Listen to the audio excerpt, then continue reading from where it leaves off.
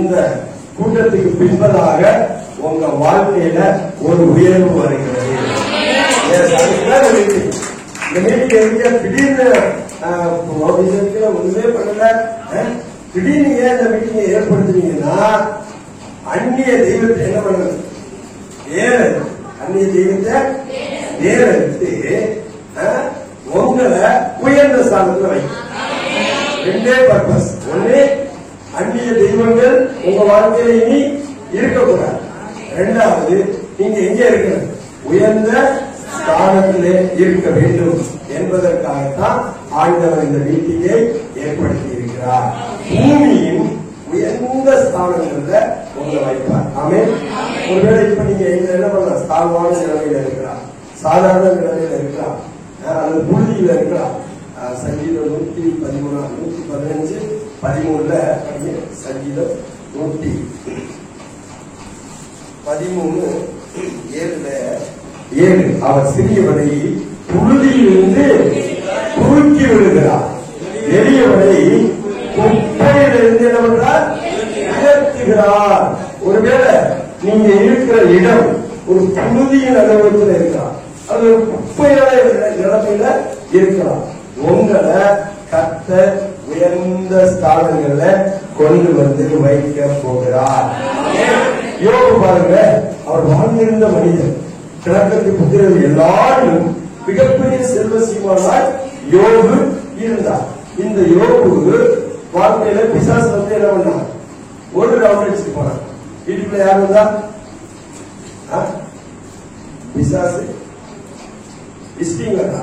யாரு வீட்டுக்குள்ள, யோபு வீட்டுக்கு விசிட்டிங் வந்து அப்படி போறான். யோபு ஒண்ணுமே நான் போய் எங்க உட்கார்ந்தான், குடியில போய் சாம்பல்ல போய் உட்கார்ந்தான்.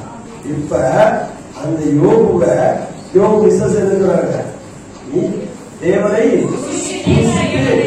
ஜீவனை என்ன வீடு நல்லா இருக்கும் என்ன சொல்றாங்க, யோபு உங்களை மாதிரி ஒரு மனுஷன் உலகத்திலே இல்லை.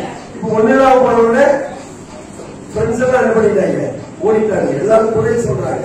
ரெண்டாவது ஒய்ஃபே என்ன பண்றாங்க, குற்றப்படுத்துறாங்க. ஆனா அந்த சூழ்நிலையிலையும் யோபு கர்த்தர் என்ன பண்ணல, சொல்லல.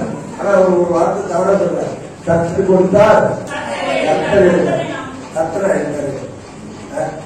கர்த்தர் கொடுத்தார், யார் எடுத்தார், பிசாசு எடுத்தார். இப்ப நம்ம யோபு சொல்ற மாதிரி கர்த்தர் யாரா என்னை இப்படி பண்றாலே தெரியல. கர்த்தர் ஒரு நாள் உங்களை என்ன பண்றது, சோதிக்கிறது இல்ல. பொருளாதார அவர் ஒருவரை என்ன பண்ண மாட்டார், சோதிக்க மாட்டார். யாக்கோபு 1:11 அவனவன் தன்னன் சுய இச்சையால் இழுக்கப்பட்டு சிக்கந்து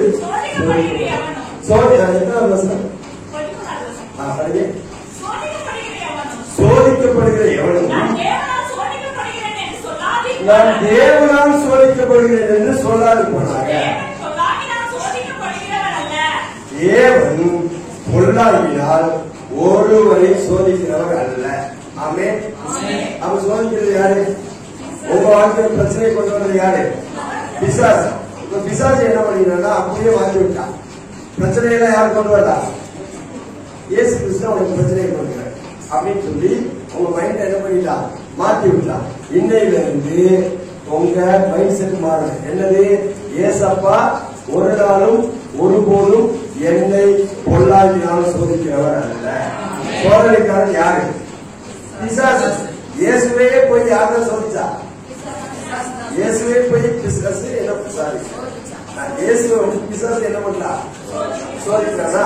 அப்ப சோதனைக்காரன் யாரு, பிசாசு தான் சோதனைக்காரன். இயேசு யாரு, எனக்கு உதவி செய்கிறார். சோதனையில் அகப்படுகிற யாருக்கும் உதவி செய்ய வல்லவராயிருக்கிறார். அவர் தாங்க எல்லா விதத்திலும் சோதிக்கப்பட்டதுனால சோதிக்கப்படுகிற உங்களுக்கு உதவி செய்கிறவர் தான் யாரு, ஏசப்பா. ஆமென். அல்லேலூயா. அந்த சோதனையில நீங்க அந்த தப்பித்துக் கொள்ள முடியாத போக்கை உங்களுக்கு கொண்டு வருகிறவர் யாரு, இயேசு கிறிஸ்து. அல்லேலூயா. அந்த நல்ல தேவன் உங்களுக்கு இந்த மாதத்துல உயர்ந்த ஸ்தானத்துல உங்களை கொண்டு வருகிறார். ஆமென். இப்ப நீங்க இருக்கிற இடம் புழுதியா இருக்கலாம், குப்பையா இருக்கலாம், தாழ்ந்த நிலைமையில இருக்கலாம், கடன்ல இருக்கலாம், பிரச்சனையில இருக்கலாம், போராட்டத்தில் இருக்கலாம். நீங்க எந்த சூழ்நிலையில இருந்தாலும் இன்றைக்கு உங்களை புழுதியிலிருந்து கர்த்தர் தூக்கி எடுக்கிறார். உங்களை குப்பையிலிருந்து கர்த்தர் தூக்கி எடுக்கிறார். ஜனத்தின் அதிபதிகளோடு ஆண்டவர் உங்களை அமரப்படுவார். இந்த நாளிலிருந்து நன்மையும் கிருபையும் உங்களை தொடர்ந்து வரும். வானத்தின் பறவைகள் உங்களுக்காக திறக்கப்பட்டிருக்கும். உங்க வாழ்க்கையில இதுவரைக்கும் நடந்ததால அற்புதங்களும் அடையாளங்களும் இந்த நாளின் பின்னலாக அவர் செய்கிறதை பார்ப்பீர்கள்.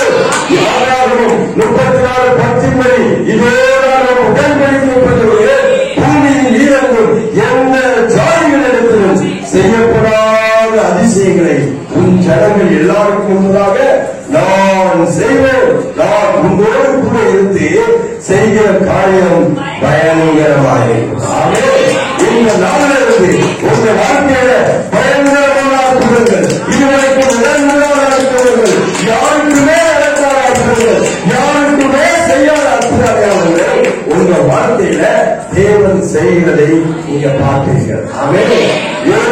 ஆண்டவரை நோக்கி பார்க்கிற ஆண்டவரே, நான் உண்மையாத்தல இருக்கு, உத்தமராத்தல இருக்கு, ஏன் இந்த நிலைமை என்று ஆண்டவரை நோக்கி பார்த்த பொழுது அவனுக்குள்ள ஒரு விசுவாசம் வந்துச்சு. என்ன விசுவாசம்? என் மீட்பர் உயிரோடு இருக்கிறார். என் மீட்பர் உயிரோடு இருக்கிறார். தேவரீர் சகலத்தையும் செய்ய வல்லவர். நீ செய்ய நினைத்தது தடைபடாது. புதியில் இருக்கீங்களா, குப்பையில இருக்கீங்களா, அது சத்து உங்க வாழ்க்கையில ஆசீர்வாதங்கள் நன்மைகள் எல்லாவற்றையும் பிடுங்கி இப்ப ஒன்றுமான நிலைமையில உங்களை மாத்திட்டானா ஆண்டவர் ஒரு காரியத்தை உங்க வாழ்க்கையில செய்ய நினைத்திருக்கிறார். நீ இருக்கிற இந்த ஆசீர்வாதத்தை விட 2 மடங்கு ஆசீர்வாதத்தை நான் உனக்கு தரப்போறேன் கர்த்தர் நினைத்திருந்தார். கர்த்தர் 2 மடங்கு உயர்ந்த ஸ்தானத்தில் வைக்கணும்னு அவர் தீர்மானம் கொண்டிருந்தார்.